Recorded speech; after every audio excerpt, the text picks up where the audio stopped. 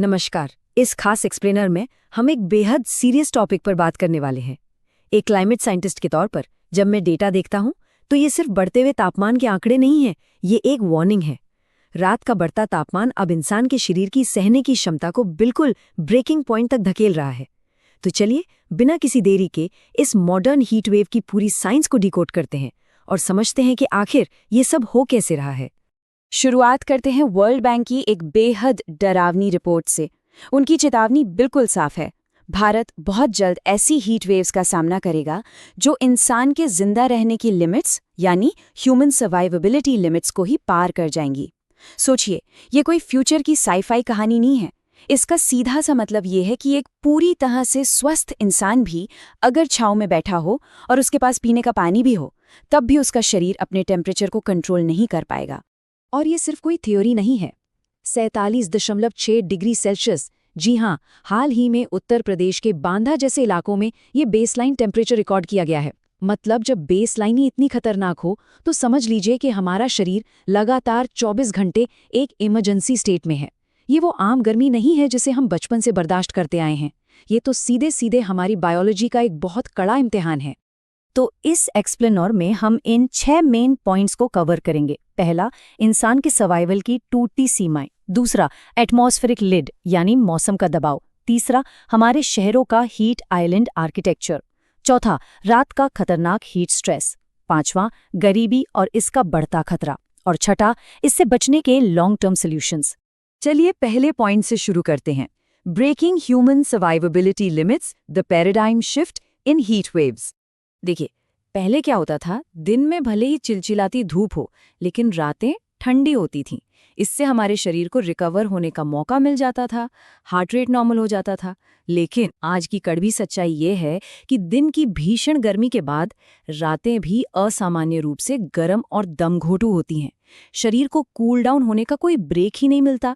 बिना किसी राहत के ये लगातार पड़ने वाली गर्मी हमारे शरीर के नेचुरल रिकवरी सिस्टम को पूरी तरह से ठप कर देती है। अब आते हैं दूसरे सेक्शन पर, the high pressure atmospheric lid, meteorological mechanism. आखिर ये रात वाली प्राकृतिक कूलिंग फेल क्यों हो रही है? इसे समझने के लिए स्टेबल हाई प्रेशर सिस्टम को देखना होगा। ये सिस्टम पृथ्वी के ऊपर एक ढक्कन या कह लीजिए एक प्रेशर कुकर की तरह काम करता है। हवा नीचे की ओर दबती है, सिकुड़ती है और बहुत ज्यादा गर्म हो जाती है। सबसे खतरनाक बात यह है कि ये दबाव बादलों को बनने ही नहीं देता। तो नतीजा, आसमान बिल्कुल साफ रहता है और सूरज की खतरनाक किरणें बिना किसी फिल्टर के सीधे जमीन को दिन भर ओवन की तरह भूनती रहती हैं। और इसी बीच वेस्टर्न डिस्टर्बेंस और प्री मॉनसून बारिश जैसे हमारे नेचुरल कूलिंग सिस्टम्स भी गायब हैं। एक क्लाइमेट साइंटिस्ट के नज़रिए से बताऊं तो ये मौसम प्रणालियां हमारी एक तरह से ढाल होती हैं। इनके ना होने का सीधा मतलब है कि वो ढाल टूट चुकी है। दिन भर की पूरी गर्मी जमीन सोख लेती है और रात में भी तापमान कम होने का नाम ही नहीं लेता। Moving on to section 3, urban heat island architecture, the urban oven. अब सोचिए, जब मौसम की ये चरम स्थिति हमारे शहरों के डिजाइन से टकराती है तो क्या होता है? जन्म होता है अर्बन हीट आइलैंड इफेक्ट का। ये वो फिनोमेना है जहां हमारे शहर आसपास के ग्रामीण इलाकों से कई ज्यादा गर्म हो जाते हैं। मतलब हमने अनजाने में ही अपने शहरों को विशाल ओवन में तब्दील कर दिया है। हमारी अपनी बनाई इमारतें ही हमारे खिलाफ एक तरह का थर्मल वेपन बन चुकी हैं, जो शहर की गर्मी को बहुत ही खतरनाक लेवल तक बढ़ा देती हैं। इस बढ़ती गर्मी के पीछे सबसे बड़ा हाथ है हमारे कंस्ट्रक्शन मटेरियल्स का। कंक्रीट की मोटी दीवारें, डामर यानी एसफॉल्ट की सड़कें और स्टील व कांच, ये सब भारी मात्रा में सूरज की गर्मी को दिन भर स्पंज की तरह सोखते हैं। इसके ऊपर से पास पास बनी ऊंची इमारतें हवा के फ्लो को रोक देती हैं। और वो जो लाखों एसी यूनिट्स चल रहे हैं ना, उनकी गर्म हवा भी तो इसी वातावरण में जा रही है। फिर जब सूरज ढल जाता है तो ये सब मटेरियल्स धीरे धीरे उस सोखी हुई गर्मी को बाहर छोड़ते हैं, जिससे रातें बिल्कुल असहनीय हो जाती हैं।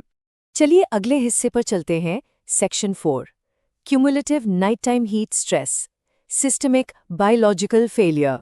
अब जरा अपनी बायोलॉजी पर ध्यान देते हैं। जब रात में बाहर इतनी गर्मी होती है तो शरीर के अंदर क्यूमुलेटिव हीट स्ट्रेस शुरू हो जाता है।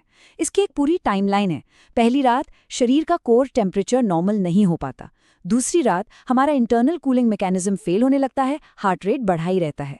तीसरी रात आते आते पसीना आना कम हो जाता है और सिवियर डिहाइड्रेशन शुरू हो जाता है। और फाइनली चौथी रात तक शरीर के अहम अंगों पर भयंकर दबाव पड़ने लगता है, जिसे हम सिस्टेमिक ऑर्गन स्ट्रेस कहते हैं। इस भयानक गर्मी की वजह से जो हमारी नींद टूटती है वो सिर्फ थकान नहीं देती, बल्कि ये सीधे तौर पर अंदरूनी अंगों को फेल कर सकती है। शरीर को रेस्ट नहीं मिल रहा तो दिल को लगातार ओवरटाइम काम करना पड़ता है। डेटा बहुत ही साफ है। इस स्ट्रेस और डिहाइड्रेशन की वजह से हार्ट अटैक, हीट स्ट्रोक और यहाँ तक कि किडनी डैमेज का रिस्क बहुत ज़्यादा बढ़ जाता है। और अगर हम बुजुर्गों की बात करें तो उनके लिए ये नींद की कमी और अंगों पर पड़ता दबाव सच में जानलेवा साबित हो रहा है। Section 5 poverty and amplified mortality, socio economic vulnerability. ये जो शारीरिक कमजोरी है ना, इसका सीधा कनेक्शन हमारी ग्राउंड रियलिटी और आर्थिक स्थिति से है। जो आबादी बाहर काम करने पर निर्भर है, मसलन हमारे किसान या कंस्ट्रक्शन में लगे मजदूर, वो इस खतरे के बिल्कुल फ्रंटलाइन पर हैं। गरीबी की वजह से और एयर कंडीशनिंग जैसी इंडोर कूलिंग सुविधाओं तक पहुंच ना होने से उनके लिए जान जाने का रिस्क कई गुना बढ़ जाता है। लाखों कामकाजी लोगों के पास इस जानलेवा गर्मी से बचने का कोई उपाय नहीं है, जो इस सिचुएशन को और भी दर्दनाक बनाता है। और ये आंकड़ा देखिए, 3 करोड़। साइंटिफिक अनुमान बताते हैं कि 2030 तक करीब 3 करोड़ नौकरियां इस गर्मी की वजह से सीधे तौर पर प्रभावित होंगी। जैसे जैसे बाहर धूप में काम करना इंसान के शरीर के लिए नामुमकिन होता जाएगा, ये सिर्फ एक हेल्थ क्राइसिस नहीं, बल्कि एक बहुत बड़ा इकोनॉमिक क्राइसिस बन जाएगा। इतने बड़े पैमाने पर काम का रुकना हमारी पूरी इकोनॉमी और फूड सिक्योरिटी को खतरे में डाल देगा। और अब हमारे आखिरी हिस्से पर आते हैं, section 6 long term adaptation and solutions, a blueprint for survival. तो इससे बचा कैसे जाए? इसके लिए हमें 2 लेवल पर काम करना होगा। पहला, हमें तुरंत लागू होने वाली पॉलिसीज चाहिए, जैसे लोगों के लिए tier based public health alert system, ताकि उन्हें पहले से वार्निंग मिल सके। साथ ही आर्थिक सुरक्षा के लिए हीट इंश्योरेंस प्रोग्राम्स और कूलिंग सेंटर्स की सख्त जरूरत है। और दूसरा लेवल है लॉन्ग टर्म इंफ्रास्ट्रक्चर, इमारतों में कूल रूफ टेक्नोलॉजी का इस्तेमाल, इंडोर तापमान कम करने के लिए एनर्जी एफिशिएंट रेट्रोफिटिंग और अर्बन फॉरेस्ट्री के साथ रिन्यूएबल एनर्जी की तरफ तेजी से बढ़ना। भविष्य में एक सर्वाइव करने के लिए ये आर्किटेक्चरल डिजाइन अपनाना बहुत जरूरी है। आखिर में ये सारा डेटा हमारे सामने एक बहुत बड़ा और अर्जेंट सवाल खड़ा करता है। क्या दुनिया भर के शहर इन अहम पॉलिसीज और डिजाइन्स को समय रहते अपना पाएंगे, या फिर ये हीट वेव्स इंसान के जिंदा रहने की लिमिट को हमेशा के लिए तोड़ देंगी? हमारे पास सॉल्यूशंस तो हैं, लेकिन सच कहूं तो वक्त बहुत कम बचा है। इस एक्सप्लेनर में हमारे साथ जुड़ने के लिए बहुत बहुत शुक्रिया। मिलते हैं अगले विश्लेषण में।